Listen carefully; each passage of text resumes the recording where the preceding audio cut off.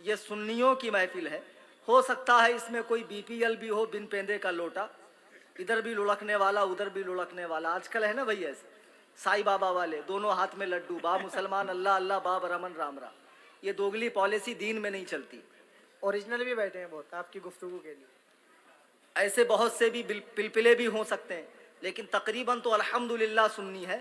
درود پڑھنے کے لیے کہا جائے تو باواز بلند پڑھا کریں اللہم صلی علی سیدنا و مولانا محمد مبارک وسلم صلی اللہ علیہ صلاۃ و سلام علیک یا سیدی یا حبیب یا رسول اللہ صلی اللہ علیہ وسلم. اب جمعہ کا غسل لیجیے. جمعہ کے غسل کو غیر مقلد واجب کہتے ہیں اور ایک دم ضروری قرار دیتے ہیں. ان کے عالم نواب نور حسن خان صاحب نے بھی اپنی کتاب عرف الجادی میں لکھا ہے کہ جمعہ کا غسل واجب ہے، جبکہ امام بخاری رحمۃ اللہ علیہ نے صحیح بخاری میں ایک چیپٹر باندھا ہے، ایک باب باندھا ہے. اس باب میں آپ نے لکھا ہے جمعہ کے غسل کی فضیلت. جمعہ کے غسل کی فضیلت. علامہ ابن حجر کہتے ہیں کہ امام بخاری کو پوچھا گیا کہ آپ کے نزدیک جمعہ کا غسل کیا ہے، واجب ہے، سنت ہے، نفل ہے، کیا ہے؟ تو آپ نے فرمایا بہتر ہے. کیا فرمایا؟ بہتر. آپ نے واجب نہیں کہا. امام بخاری نے باب ہی باندھا ہے کہ جمعہ کے دن غسل کرنے کی فضیلت. غور کیجئے، امام بخاری کی بخاری پر چلنے والے کا دعویٰ کرنے والے غیر مقلدین امام بخاری کے کتنے بڑے مخالف ہیں کہ امام بخاری تو جمعہ کے غسل کو صرف مستحب قرار دیتے ہیں، اچھا قرار دیتے ہیں، سنت قرار دیتے ہیں، لیکن یہ لوگ اسے واجب قرار دیتے ہیں. اب اس کے بعد اور سمجھیے، جیسے یہ لوگوں نے بہت سی چیزوں میں آسانی کر دی ہے، ویسے ہی انہوں نے قربانی میں بھی ڈنڈی مار دی ہے. معلوم ہے آپ کو قربانی کتنے دن کرتے ہیں یہ لوگ؟ کتنے کم لوگوں کو ان کے تعلق سے معلومات ہے. 4 دن. غیر مقلد قربانی کتنے دن کرتے ہیں؟ 4 دن. میں تو سمجھتا ہوں صاحب چمڑا لینے کی چکر میں یہ لوگوں نے ایک دن اور بڑھا دیا ہے.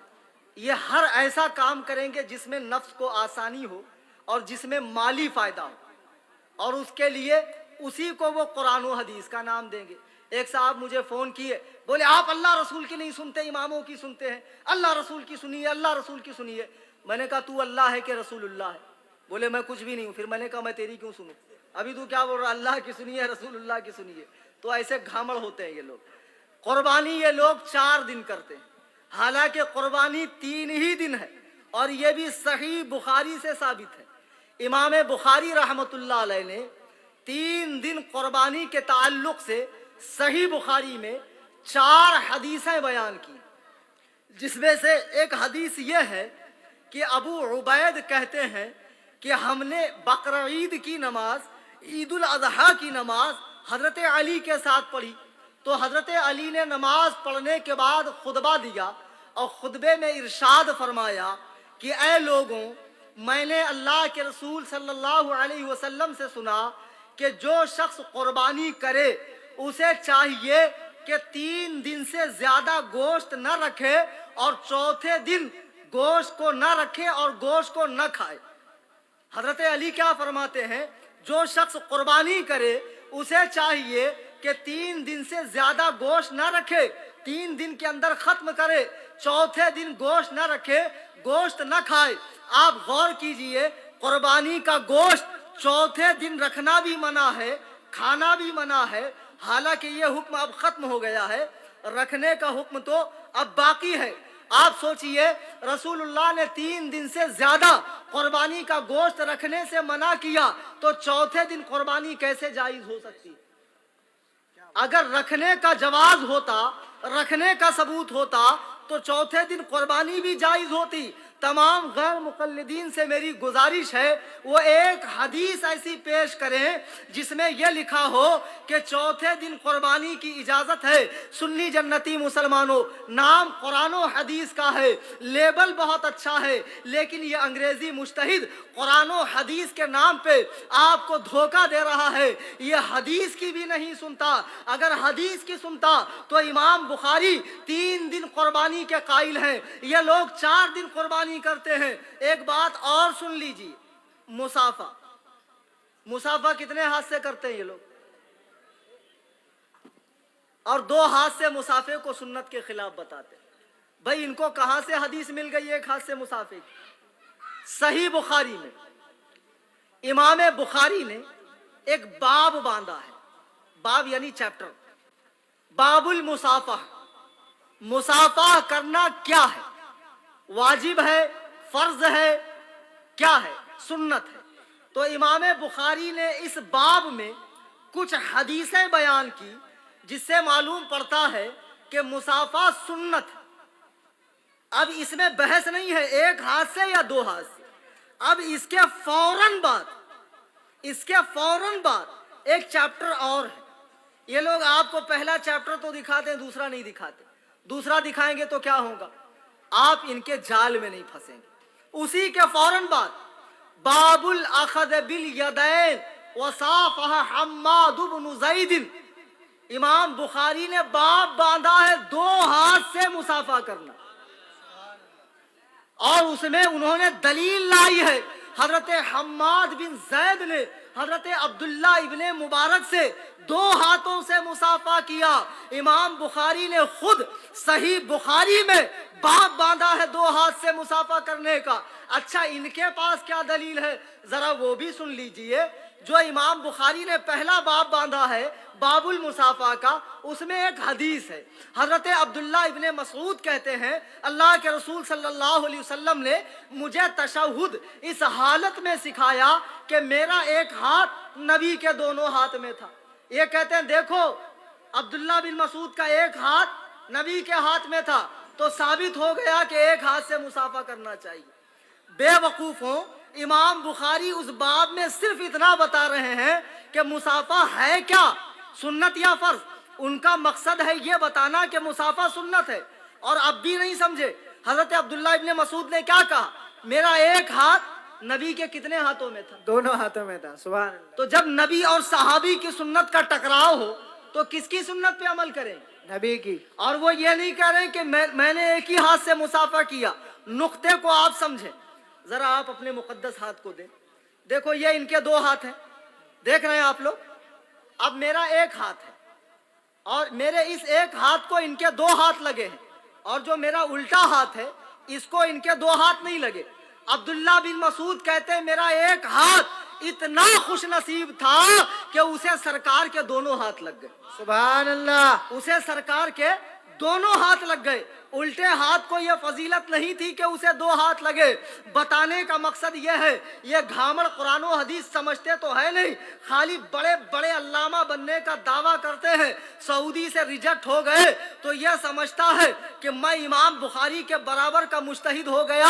ना अहलो कम अकलो, कुरान और हदीस समझने के लिए उम्रें खपानी पड़ती है, तब जाके कुरान हदीस समझ में आता है। मैं एक जगह बेंगलोर में तकरीर कर रहा था, मैंने सही बुखारी का हवाला दिया कि देखो मदीने शरीफ में जब कहत पड़ गया तो हजरत उमर ने नबी के चचा हजरत अब्बास के वसीले से दुआ की। जब मैंने यह हदीस पेश की तो एक जोकर नाइक का मानने चाहने वाला मजमे में खड़ा हो गया, इन शर्ट किया हुआ था, अंग्रेजी कैप लगाया हुआ था, कहने लगा मौलाना ये हदीस तो आपके भी खिलाफ है। मैंने कहा कैसे? बोले देखो आप क्या कह रहे हैं, हजरत उमर ने बारिश के लिए हजरत अब्बास का वसीला लिया, तो अब्बास कहाँ थे? मैंने कहा मदीने में। बोले उमर कहाँ थे? मैंने कहा मदीने में।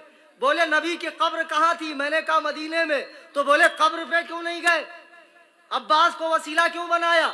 इससे मालूम पड़ा कब्रों पे जाना जायज नहीं है। हश्र तक ना आएंगी जो ख्याल शैतान में, वो खताएं पलती है वहाबियों के साए में। क्या बात है। मक्खी जैसे खूबसूरत जिस्म पे नहीं बैठती, जख्म पे बैठती, वैसे यह गदहुल लजी फौरन कहने लगा। इसका मतलब यह है मैंने अपने जहन को इमाम अहले सुन्नत आला हजरत मुजद्दिदे दीन कंजुल करामत जबलुल इस्तिकामत आयातुम मिन आयातिल्लाह इमाम अहमद रजा खान की तरफ मुंतकिल किया और उनकी बारगाह से सरकार इमाम आजम अबू हनीफा नुअमान इब्ने साबित की बारगाह में मुंतकिल किया तो फौरन मुझे एक जवाब जहन में आया। मैंने कहा नालायक, तू इस हदीस से ये समझ रहा है कि इस हदीस का मतलब यह है कब्रों पे जाना नाजायज है? नहीं नहीं, इस हदीस का मतलब यह है हजरत उमर ने हजरत अब्बास का वसीला क्यों लिया? इसलिए लिया ताकि लोगों को मालूम पड़ जाए दुआ सिर्फ नबी के वसीले से ही नहीं होती है बल्कि वली के वसीले से भी दुआ होती है। सुभान अल्लाह, हक है, सुभान अल्लाह, सुभान अल्लाह। नारे तकबीर, नारे रिसालत, मसलके आला हजरत, उलमाए अहले सुन्नत, नारे तकबीर। यह है इस हदीस का सही मतलब। कुरान एक, हदीस एक, सब कुछ एक। लोगों की समझ में फर्क है और वो अपनी समझ से जब कुरान और हदीस को समझते हैं तो खुदा की कसम बात रसूलुल्लाह की होती है लेकिन मतलब गलत निकालते हैं। बात अल्लाह की होती है, मतलब गलत निकालते हैं। आपको मालूम नहीं कि कलीमा हक से बातिल मतलब भी निकलता है। कलीमा हक से, इसको समझ लो तो इंशाअल्लाह पूरी तकरीर समझ गया। कलीमा हक से बातिल मतलब निकलता है। देखो कुरान ने क्या कहा, युदिल्लु बिही कसीरन व यहदी बिही कसीरा। कुरान पढ़कर लोग गुमराह होंगे, कुरान पढ़कर लोगों को हिदायत मिलेगी। तो कुरान में गुमराहियत है क्या? नहीं, लोगों के दिमाग में गुमराहियत है। वो हक वाले कलीमे से बातिल मतलब निकालते हैं। मिसाल के तौर पे इस हिंदुस्तान में एक पंडित था जिसका नाम था दयानंद सरस्वती। उसने एक किताब लिखी है सत्यानंद प्रकाश। उस किताब में उसने कुरान पर 115 जगह एतराज किया है और ऐसा वैसा एतराज नहीं, कुरान ही से कुरान पे एतराज, कुरान ही से कुरान पे एतराज। उसने कहा देखो तमाम मुसलमान मानते हैं कि नहीं खालिक एक, पैदा करने वाला कितना? एक। एक। तमाम मुसलमान मानते हैं, कुरान कहता है खालिक एक। आगे कुरान ही कहता है फतबारकल्लाहु अहसनुल खालिकीन, पैदा करने वाले बहुत हैं, खालिक की जमा खालिकीन। देखो कुरान में खालिकीन आया है, यानी एक तरफ कुरान कहता पैदा करने वाला एक तरफ कुरान कहता है पैदा करने वाले बहुत। तो उसने कहा देखो कुरान आपस में टकरा रहा है। फिर उसने कहा देखो रिस्क देने वाले कितने? एक ना, रज़्ज़ाक़ एक है, राज़िक़ एक है। लेकिन कुरान कहता है वल्लाहु खैरुर राज़िक़ीन, रिस्क देने वाले बहुत हैं, अल्लाह बेहतर रिस्क देने वाला है। कुरान ने राज़िक़ीन का लफ्ज इस्तेमाल किया जो राज़िक़ की जमा है।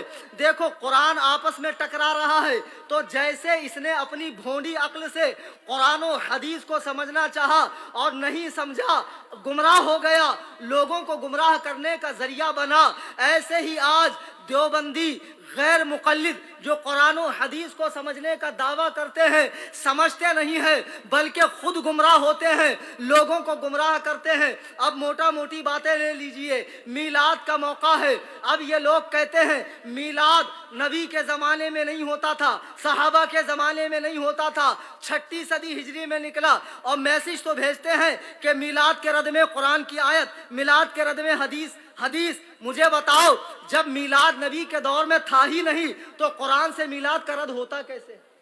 हदीस से मीलाद का रद होता कैसे? क्या बात। और इतने बड़े भगत बगला मालूम है? एक बगला था। अब बगला क्या होता? मांसाहारी होता है ना, तालाब के पास बैठता था। तो एक दिन उसने क्या किया, मछली खाना छोड़ दिया। 2-4 दिन तक मछली खाया नहीं। तो जो तालाब की मछलियां थी वो जरा करीब आने लगी कि हजरत का मिजाज तो बखैर है, क्या बात है, आजकल हम पर करम नहीं फरमा रहे। तो करीब आकर पूछा हुजूर खैरियत तो है? कहा अल्हम्दुलिल्लाह खैरियत है, अब से मैं पक्का शुद्ध शाकाहारी हो गया हूँ और मैंने मछलियाँ खाना छोड़ दी। अब मछलियों को खुशी महसूस हुई, डर खत्म हो गया, रोज करीब आते आपस में बातें करते। बहरहाल एक दिन बगले ने कहा देखो ऐसा है ये तालाब सूख रहा है, पड़ोस के गांव में एक बहुत बड़ा तालाब है, अगर आप लोग चाहो तो मैं आपको वहां ले जाकर छोड़ दूं ताकि इत्मीनान से आप वहां रहो, वैसे भी यहाँ पानी खत्म हो जाएगा, आप लोग एक दिन मर जाएंगी। تو مچھلیوں نے کہا حضور یہ تو بڑی اچھی بات ہے, تو ہم کو بھی لے چلیے. اس نے کہا روزانہ ایک ہی کو لے جاؤں گا. اس سے زیادہ کی طاقت نہیں تھی نا, اس کا پیٹ اتنا بڑا تھوڑی ہوتا. تو روزانہ ایک کو لے جاتا, کہاں چھوڑتا, گٹک لیتا. پورا تالاب صاف کیا اور کیا رہا, بھگت بگلا. پورا تالاب صاف کر لیا, بھگت بگلا رہا. ایسے یہ بھگت بگلے ہیں, قرآن و حدیث پہ چلنے کا دعویٰ تو کرتے ہیں. میں نے صحیح بخاری سے 12 مثالیں پیش کی جس کے خلاف یہ لوگ کرتے ہیں. سنی جنتی مسلمانوں, میلاد کا موسم آیا, سنی مسلمان اپنے آقا کے آمد کی خوشیاں منا رہا ہے. ویسے میں یہ میسج کرتے ہیں, صحابہ نے لائٹیں لگائی تھی, صحابہ نے جھنڈے لہرائے تھے, صحابہ نے قمقمے لگائے تھے. ذرا ان سے پوچھو ابے گدہ الذی, صحابہ نے شادی کے ٹائم کارڈ چھاپے تھے, صحابہ نے ہال بک کیا تھا, صحابہ نے 72 قسم کا آئٹم ٹھوس ٹھوس کے بھرا تھا, رات بھر ٹائر پنچر کیا تھا, رات بھر بریک فیل کیا تھا, فضول اعمال مسجد میں پڑی تھی, مسجدوں کو کھانے پینے کا اڈا بنایا تھا. صحابہ صرف میلاد کے ٹائم یاد آتے ہیں. اور پھر کچھ لوگ کہتے ہیں صاحب میلاد تو ہم منائیں گے لیکن نبی کی پیدائش میں اختلاف ہے نا. آپ ہی کے اعلیٰ حضرت لکھتے ہیں کہ 8 تاریخ کو پیدا ہوئے, اب بتاؤ آپ 12 کو کیسے مناتے ہو؟ آپ ہی کے اعلیٰ حضرت لکھتے ہیں. اچھا تو اختلاف ہے, اس کا مطلب چھوڑ دیں. اختلاف کس میں نہیں؟ 2 رکعت نماز میں ہاتھ باندھنے سے سلام پھیرنے تک 4 اماموں کا 200 مسئلوں میں اختلاف ہے. کتنے؟ ہم ایسے باندھتے ہیں, شوافے ایسے باندھتے ہیں, اور مالکی باندھتے ہی نہیں ہے. نماز کے مسئلوں میں اختلاف. کیا کسی مسلمان نے نماز پڑھنا چھوڑا؟ جو جیسا صحیح سمجھتا ہے کرتا ہے. روزوں کے مسائل میں اختلاف, حج کے مسائل میں اختلاف, دین کے ہر رکن کے اندر, ہر حکم کے اندر اختلاف ہے, لیکن اس کے باوجود تمام مسلمان کرتے ہیں. اگر میلاد میں اختلاف ہو تو ہم 12 کو مناتے ہیں, آپ 8 کو منائیے. بے شک منائیں گے؟ نہیں منائیں. منانے سے روکنا ہے. یہ بھگت بگلا بہت ہوشیار ہے. ایک گاؤں میں ایک دیوبندی ملا آیا.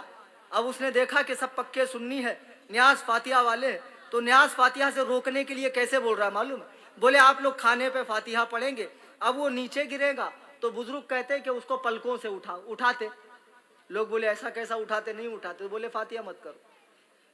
کتنے آسانی سے اپنی بات منوا لیا. یہ لوگ قرآن و حدیث کا جھانسا دے رہے ہیں. عزیزان ملت اسلامیہ, خدا کے لیے ہوش میں آ جائیے. اہل حدیث جو لفظ ہے نا, اس کا اطلاق ان لوگوں پر ہوتا جنہوں نے حدیث کی خدمت کی, جنہوں نے حدیث کو جمع کیا, حدیث کی کتابیں لکھی, حدیث کے سند کی جانچ پڑتال کی. اہل حدیث اہل اسلام کی اصطلاح میں ایک علمی طبقے کو کہا جاتا ہے. لیکن آج رکشہ چلانے والا اہل حدیث, حجام اہل حدیث, اسکول کا ہیڈ ماسٹر اہل حدیث, اور ایسے لوگ دعویٰ کر رہے ہیں معاذ اللہ کہ ہم لوگ قرآن حدیث سمجھ رہے ہیں, اور ایسے لوگ سمجھ نہیں رہے ہیں. خدا کی قسم قرآن و حدیث کے نام پر گمراہ کر رہے ہیں. اب آخر میں صحیح مسلم کی حدیث میں سنا دوں. بخاری تو میں نے بتا دی کہ بخاری کی 12 ایسی حدیثیں میں نے پیش کی جس کے خلاف یہ لوگ کرتے ہیں. صحیح مسلم بخاری کے بعد دوسرے نمبر کی کتاب ہے. صحیح مسلم میں امام مسلم اس کے مقدمے میں ایک حدیث لکھتے ہیں, عن ابی ہریرہ قال رسول اللہ صلی اللہ علیہ وسلم یکون فی آخر الزمان, اللہ کے رسول کہتے ہیں آخری زمانے میں دجالون کذابون, جھوٹ بولنے والوں اور فریب دینے والوں کی ایک جماعت پیدا ہوگی. نبی فرماتے ہیں دجال, دجال کہا نبی نے. عربی میں دجال دجل سے بنا ہے, اور دجل کہتے ہیں دودھ میں پانی ملانا اور پانی کو دودھ کے بھاؤ میں بیچنا. نبی فرماتے ہیں میری صحیح حدیثوں میں جھوٹی حدیثیں ملائیں گے, ایسے لوگوں کو نبی نے دجال کہا. دجالون کذابون, آخری زمانے میں جھوٹ بولنے والوں, فریب دینے والوں کی ایک جماعت پیدا ہوگی. وہ کیا کریں گے؟ یاتونکم من الاحادیث, وہ تمہارے سامنے حدیثیں لے کر آئیں گے. ان کی پیشن گوئی, ان کے آنے کی بشارت, ان کے آنے کی خبر اللہ کے نبی علیہ السلام نے صحابہ کو دے دی. آخری زمانے میں ایک جماعت پیدا ہوگی جو تمہارے سامنے حدیثیں لے کر آئیں گی. حدیثیں جیسے آج یہ لے کر آتے ہیں, آپ نے ایسے ہاتھ باندھا, حدیث میں تو ایسے لکھا ہے. آپ نے آمین نہیں چلایا, حدیث میں ہے آمین چلانا چاہیے. نبی فرماتے ہیں تمہارے سامنے حدیثیں لائیں گے. کیسی حدیث ہے؟ بما لم تسمعوا انتم ولا آباؤکم. ایسی ایسی حدیثیں جسے نہ تم نے سنا نہ تمہارے باپ داداؤں نے سنا. کبھی سنے تھے وتر 1 رکعت ہے؟ سنے تھے؟ نہیں. یہ لوگ پڑھتے ہیں. کبھی سنے تھے تراویح 8 رکعت ہے؟ پڑھتے ہیں. کبھی سنا تھا عورتیں مسجد میں آتی ہے لے کر آتے ہیں. نبی فرماتے ہیں ایسی ایسی حدیثیں لائیں گے جسے نہ تم نے سنا نہ تمہارے باپ داداؤں نے سنا. پھر سرکار فرماتے ہیں فَإِيَّاكُمْ وَإِيَّاهُمْ. ان سے دور رہو, انہیں اپنے سے دور رکھو. حدیث والوں کو نبی نے فرمایا دور رکھو. کیوں؟ نبی فرماتے ہیں وَلَا يُضِلُّونَكُمْ, کہیں تمہیں گمراہ نہ کر دے. وَلَا يَفْتِنُونَكُمْ, کہیں تمہیں فتنے میں نہ ڈال دے. سرکار دو عالم نے ان سے بچنے کے لیے فرمایا اے سنی صحیح العقیدہ بریلوی مسلمانوں, امام اعظم کا اتباع کرنے والوں, حدیث والوں سے ہوشیار رہو. رہو گے نا؟ ارے یار ہر چمکتی چیز سونا ہوتی نہیں. آپ دھوکہ کھاتے ہیں. آپ داڑھی دیکھ کر بہت بڑا علامہ ہے, بہت پھر عربی بولتا. عربی تو ابو جہل بھی بولتا تھا, علامہ بنتا. ایسے کیسے علامہ بن جائے گا؟ علامہ بننے کے لیے اس کے دل کا رشتہ سرکار کی بارگاہ میں مضبوط ہونا چاہیے. اور یہ سب گستاخان انبیاء ہیں, گستاخان اولیاء ہیں. انہوں نے لبادہ اسلامی لیا ہے, یہ مسلمان نہیں ہے. دیکھو حضرت سلیمان کا زمانہ ہے, ایک درخت پر ایک چڑیا اور ایک چڑا بیٹھے ہوئے ہیں, آپس میں باتیں کر رہے ہیں. سامنے سے ایک شخص آتا ہے, گھنی داڑھی ہے, بغل میں مصلا ہے, سر پہ ٹوپی ہے, ہاتھ میں 4 انگل کی تسبیح ہے اور پڑھتے ہوئے آ رہا ہے. چڑیا کہتی ہے میرے شوہر اپنے گھونسلے میں گھس جاؤ. وہ کہتا نالائق, اس سے ڈرنے کی بات کیا ہے, اس سے ڈرنے کی ضرورت کیا ہے؟ دیکھ آنے والا نمازی ہے, پرہیزگار ہے, اللہ والا ہے. چڑیا کہتی ہے اپنی سیفٹی کرنا بری بات نہیں ہے, اپنا بچاؤ کرنا بری بات نہیں ہے, گھونسلے میں چھپ جائیے. وہ زیادہ قابل تھا, چڑیا کی بات نہیں مانا. چڑیا گھونسلے میں چلی گئی. یہ قریب آتا ہے, مصلا بچھا کر نماز پڑھتا ہے, بعد میں چھلانگ لگا کے چڈے کو پکڑ لیتا ہے, ذبح کر کے کھا لیتا ہے. چڑیا حضرت سلیمان کے بارگاہ میں گئی, عرض کیا اللہ کے رسول مجھے انصاف چاہیے. حضرت سلیمان نے فرمایا کیسا انصاف؟ کہا آپ کے ایک امتی نے میرے شوہر کو ذبح کر دیا ہے. حضرت سلیمان نے اسے بلایا, بلانے کے بعد کہا چڑیا تیرے اوپر مقدمہ ڈالتی ہے, تو کیا کہتا ہے؟ وہ کہتا ہے حضور میں نے شکار کیا ہے, شکار کرنا جائز ہے کیا شکار کرنا غلط ہے؟ چڑیا کہتی ہے حضور شکار کرنا بے شک جائز ہے, لیکن شکاری کے لباس میں. کیا بات ہے, یہ نمازی کے لباس میں آیا تھا, اس نے دھوکہ دیا ہے. حضرت سلیمان کہتے ہیں نالائق, اگر تو شکاری کے لباس میں آتا اور اس کے بعد بھی وہ اپنا بچاؤ نہ کرتا تو تجھ سے مواخذہ نہیں تھا, لیکن تو نے اسلامی لباس پہن کر, تو نے نمازی کا لباس پہن کر دھوکہ دیا ہے, اس لیے تیری سزا سزائے موت ہے. دیکھو اعلیٰ حضرت فرماتے ہیں سونا جنگل رات اندھیری, چھائی بدلی کالی ہے, سونے والوں جاگتے رہیو, چوروں کی رکھوالی. سبحان اللہ سبحان اللہ, بہت خوب, کیا بات ہے, ماشاء اللہ. ابھی تو وقت بہت کم ہے بلکہ ختم ہو گیا. انشاءاللہ پھر کبھی بلائیں گے تو بڑی تفصیل سے میں سنت اور حدیث کا فرق اور غیر